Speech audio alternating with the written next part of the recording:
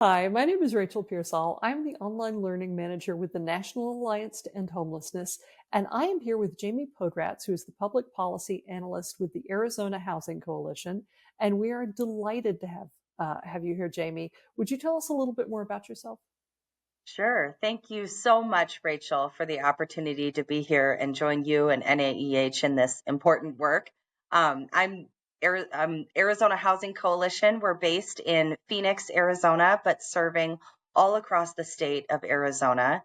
And we work very much across three different pillars: education, collaboration, and of course, advocacy. So glad to be here today talking with you. Absolutely. And it's really timely because homelessness is such a polarizing issue right now.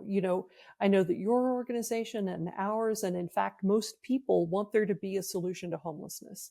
And most people want it to be a compassionate solution, but it's really divisive right now as to what we should do.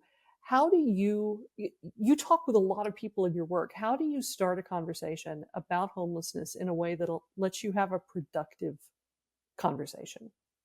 Well, that's a great question, Rachel. And when we think about how to approach some of these conversations, for us at the Arizona Housing Coalition, we really focus on the relational aspect of our work and trying to build relationships, hold space for conversations, even conversations with those whose opinions might differ from ours.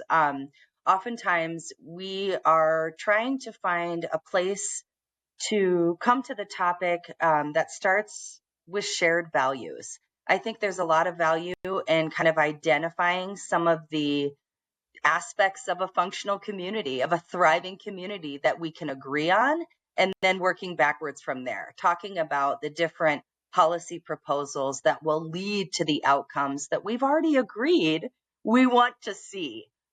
So I think starting from a place or a vision of what a functional, thriving community looks like can be a great starting point when you are talking to folks from across the aisle.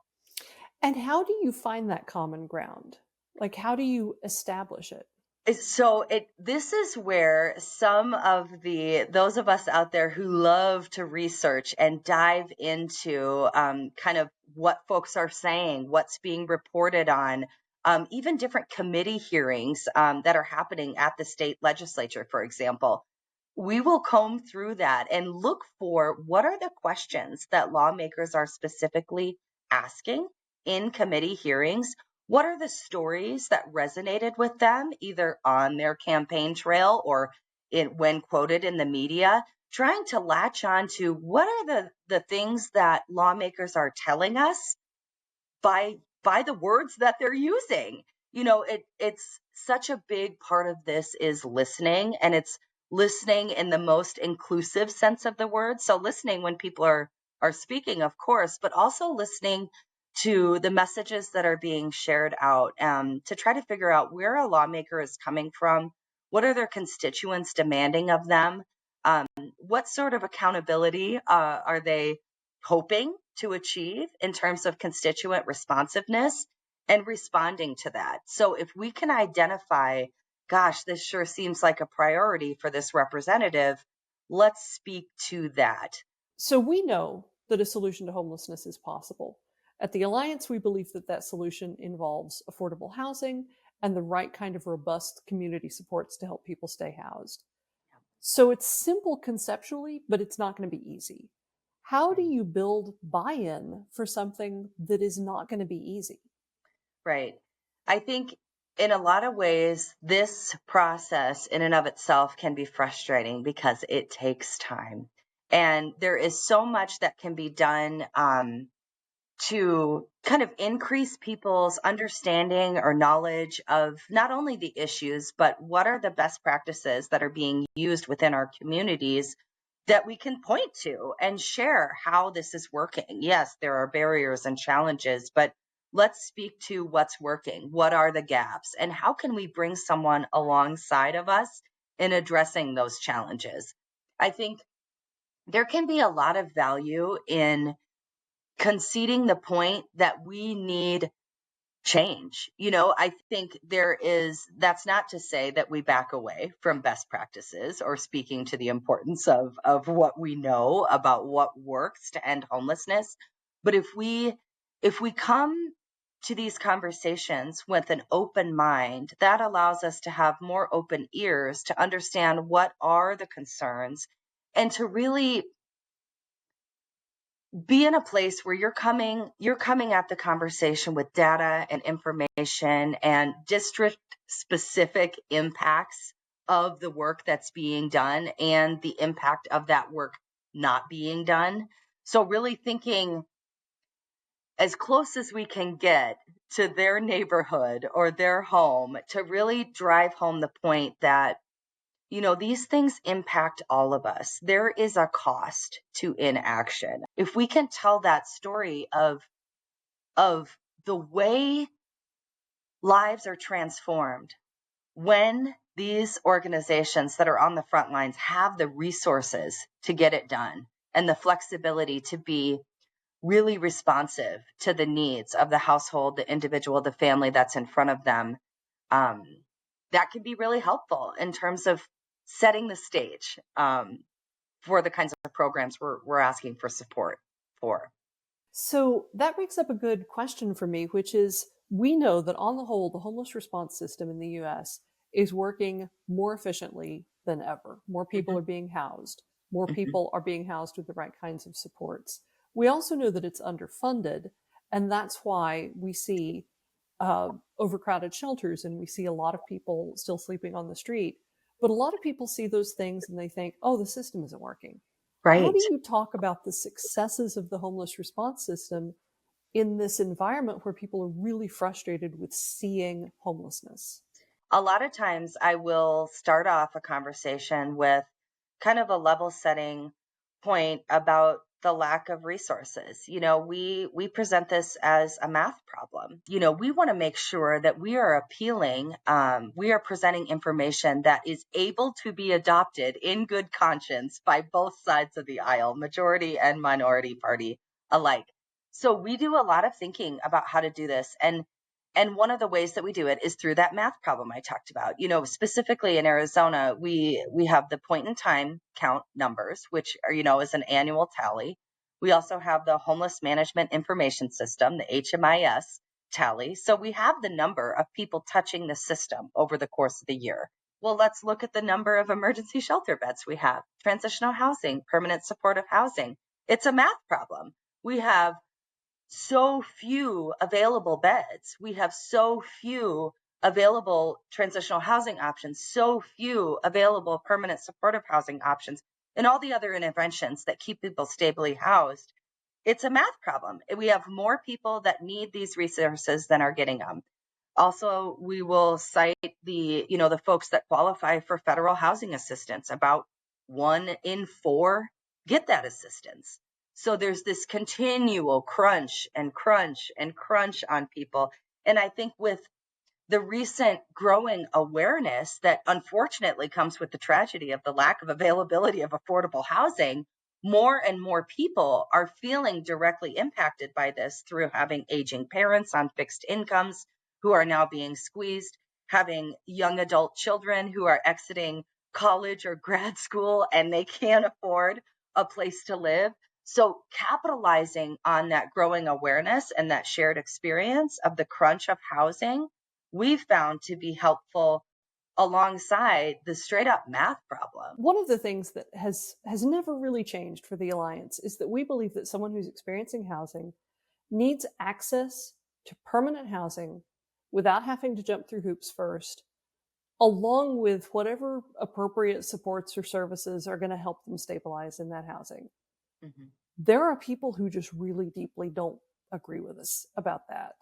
And in some cases, it's because they are unclear about what's effective. In some cases, it's a deeply rooted ideological belief.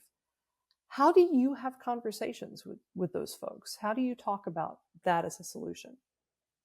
You know, that's probably the hardest part of this work is, the deeply held beliefs, around really homelessness as a personal failing as opposed to a societal failure to meet the community's needs. So it can be really challenging. And sometimes it can be helpful to go back to basic preservation of life. I mean, that argument that this is a life and death type situation for folks. And in a place like Arizona, and that has a city like Phoenix, which is the hottest major city in America and has truly deadly temperatures in the summer, this is a matter of life and death. In other places across the country, that same argument can be made in the brutally cold winters, like where I came from in Minnesota. It's deadly in the winter and it's not survivable. And so if we can go back to that very basic preservation of life argument for those folks, sometimes that can move the needle. And then secondly, I think there's a misconception about who is experiencing homelessness. We're seeing family homelessness rise exponentially. I mean, these are households with children who made no choices that led to the family's housing instability or homelessness. And so really focusing on, I think, on family homelessness can be helpful for folks with those kind of deeply held beliefs, because I don't think there's a great understanding. When I worked in family homelessness for almost 5 years when I first moved to Arizona, there was a lot of talk about how family homelessness is the hidden homeless. And there's just, because you don't see it with your eyes, it's not something that folks outside of the sector, I think, understand is as big a problem as it is. And your point about saving lives is true even in places that have sort of moderate temperatures year round, because people experiencing homelessness are incredibly vulnerable to violence. And so even if you live in a city where it's 72 year round, people experiencing homelessness are dying outside. So Jamie, you all have done some amazing things over the last couple of years. What has the Arizona Housing Coalition done to build its credibility, to have really productive conversations with lawmakers? Well, thank you, Rachel, for that characterization of our work and for asking the questions, because we have been really thoughtful about how we've been approaching this work and creating space for members of all political parties to join us in this shared vision of stable, affordable housing for all Arizonans. So as we thought about whether to, and how to reposition the Arizona Housing Coalition as a subject matter expert on housing and homelessness, we had to do some things internally and really externally to move the needle on that perception. One thing we did was a survey of some of our internal folks, so staff, board. What is the perception? We are 501c3 nonpartisan organization, but what is the perception out in the community about our work, about not just the issues of homelessness and affordable housing, but the Arizona Housing Coalition and the way it undertakes its work. And then we also conducted surveys and one-on-one interviews with lawmakers, past and present, and tried to get a handle on what was the perception of the Arizona Housing Coalition at the ledge. And then we also did really materials scrub, looking through our website, looking through our publications, looking for how we were positioning the issues. Were we putting out things that folks on both sides of the aisle could easily take to their colleagues and ask them to sign on to co-sponsor with us? One of the other things that we did that was very public facing was create a housing and homelessness caucus at the state legislature for the first time. So we ended up working with a formerly elected Republican lawmaker who had a passion for housing and homelessness, who reached out to lawmakers on both sides of the aisle. And it was really important to us that that caucus have equal representation from both Republicans and Democrats, both majority and minority members. And we had folks from the Senate and from the House. And while it was an unofficial caucus, so it wasn't like a very official caucus on the books at the ledge, we were still permitted to do these lunch and learns. We did a bus tour where we invited folks on, and we went from street outreach to safe outdoor sleeping space to permanent supportive housing, to truly give that full journey with lawmakers and invite them on. It takes time and effort and money, but for us, we have found that our calls get answered. Our emails are responded to. We're able to get that meeting with, the lawmaker, and so it's just continuing to show up and continuing to create space for conversation, even if we're not going to come to a consensus meeting to meeting. Just showing up and continuing to be there and continuing to provide good, recent, up-to-date information. And that's the kind of relationship building that any organization can do, whether or not they're a statewide coalition. Yes, creating space for, the bus tour was a big to do, but it can be much smaller scale than that, and just utilizing the time in the off season too. I mean, when your legislature is not in session, to really try to share information, meet for coffee, have those conversations with folks. And so that when you sign in support of a bill or in opposition to a bill, and this happens in committee, lawmakers may or may not be listening to all the different folks that are there to testify, but they might be looking through the list of who signed up in support or opposition. If they recognize your name because they had an interaction with you in the off season, that can be helpful. So we just try to keep going. That's awesome. Thank you so much for this conversation, Jamie. I have learned a lot. I can't wait to share this with our audience, and I just really appreciate your time. Well, thank you, Rachel. It's been a pleasure, and I'm so grateful for the chance to do this.